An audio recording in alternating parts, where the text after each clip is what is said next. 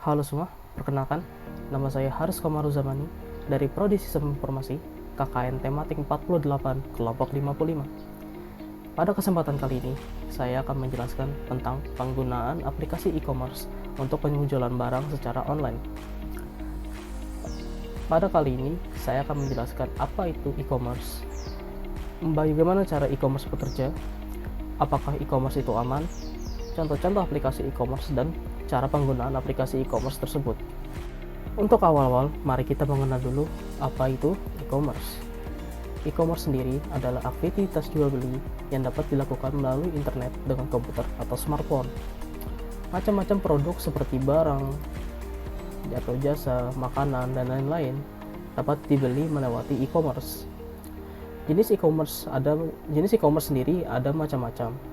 Namun kita akan berfokus ke jenis C2C atau consumer to consumer, yang berarti transaksi yang dilakukan melewati e-commerce antara individu. Consumer to consumer memiliki contoh seperti menjual barang bekas atau barang jualan ke individu lain. Untuk cara kerja e-commerce sendiri dibagi menjadi beberapa tahap. Bisa dilihat pada gambar. Yang pertama yang dibutuhkan adalah tempat berjualan atau marketplace. Marketplace sendiri adalah sebuah tempat di internet yang berisi banyak pihak melakukan transaksi jual beli suatu barang. Setelah mendapatkan marketplace, penjual atau seller akan melakukan promosi barang yang ingin dijual ke marketplace tersebut.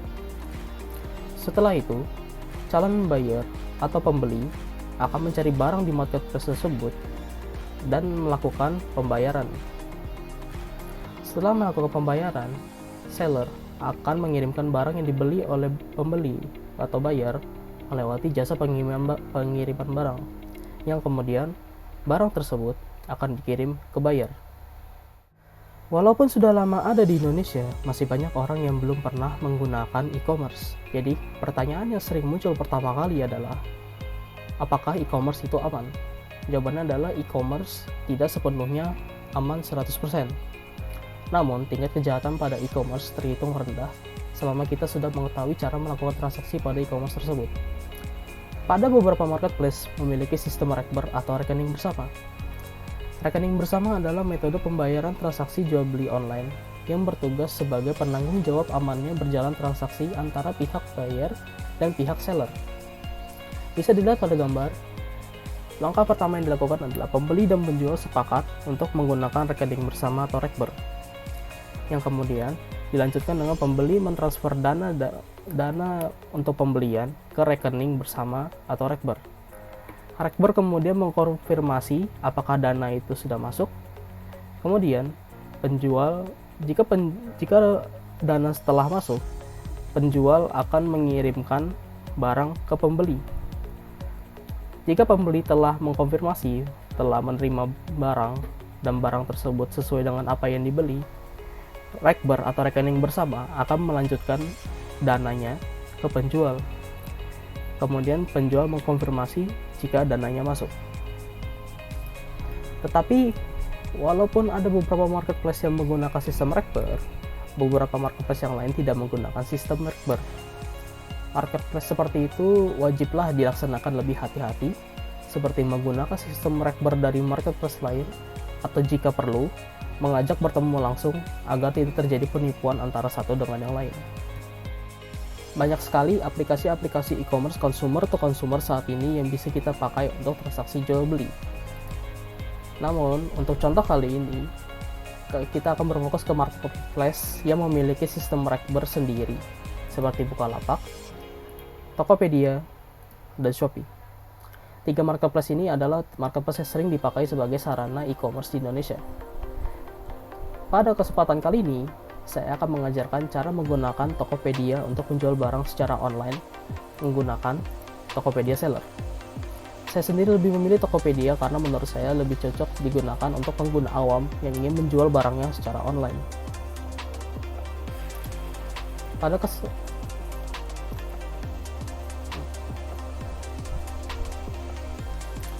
Selanjutnya, saya akan menjelaskan tutorial cara menjual barang di Tokopedia Seller.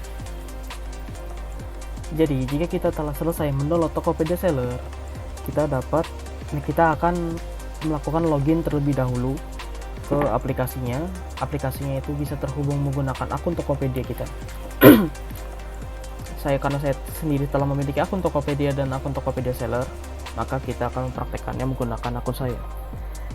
Jika sudah selesai login ke Tokopedia Seller, kita akan diarahkan ke halaman dashboard utama, halaman home.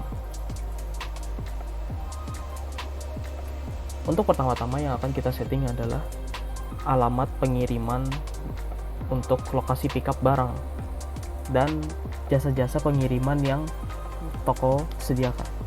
Jadi untuk itu yang pertama, kalau dari home kita tekan di lainnya, baru pengaturan ini, baru kita ke atur layanan pengiriman.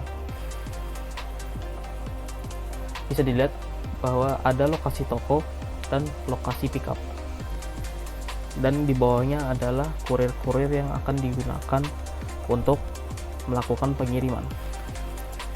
Lokasi pickup sendiri berguna sebagai tempat pengambilan barang oleh kurir untuk mengirim barang. Jadi kita setting kurir yang ingin kita pilih dan kemudian lokasi pickup yang ingin kita setting. Jika sudah, kita tinggal cukup mencentangnya di kanan atas saja. Jika sudah ada bacaan Anda telah selesai memperbarui informasi pengiriman, Anda telah selesai menyimpan progresnya. Jadi kita tinggal menambahkan produk di kanan atas ini, mengisi informasi seperti foto, detail produk, deskripsi, dan detail pengiriman. Seperti ini saya ada contohnya.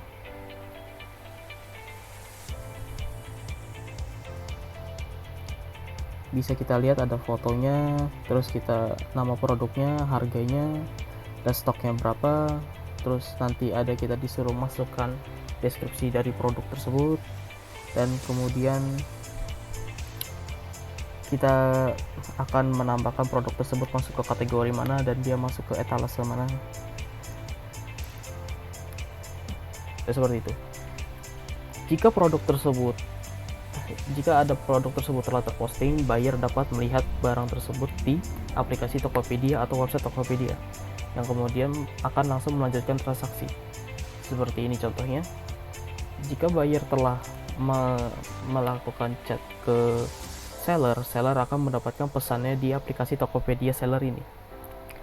Pada aplikasi Tokopedia Seller ini, kita bisa berunding dengan buyernya untuk apakah harganya sudah fix, apa barang itu sudah memang sesuai dengan yang diposting. Jika sudah, buyer akan melakukan transaksi dan transaksi tersebut akan masuk ke pesanan.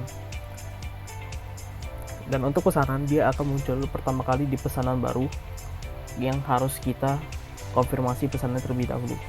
Dan kemudian pesanan tersebut akan kita siap kirim dengan menggunakan fitur request pickup yang telah kita setting pada pengiriman barang di setting tadi. Sekian dari video saya. Mohon maaf jika ada banyak kesalahan kata atau ada yang kurang. Saya akhiri. Wassalamualaikum warahmatullahi wabarakatuh.